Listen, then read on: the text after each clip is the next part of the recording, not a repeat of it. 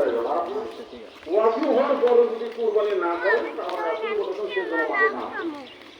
হ্যাঁ নি দরকার নাই। সেটা হলো একটা কুরবানি।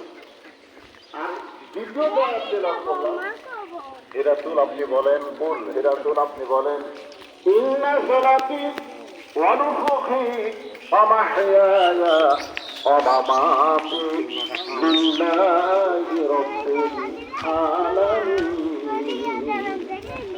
এই আয়াতে বলা হচ্ছে হে রাসূল আপনি বলেন আমার নামাজ, আমরা যে নামাজ পড়ি, এই নামাজ আমাদের কুরবানি করি, এই কুরবানি আমাদের জীবন আমাদের মৃত্যু লিল্লাহি রাব্বিল আলামিন। আপনারা বলেন তো কার জন্য? বলেন না কার জন্য?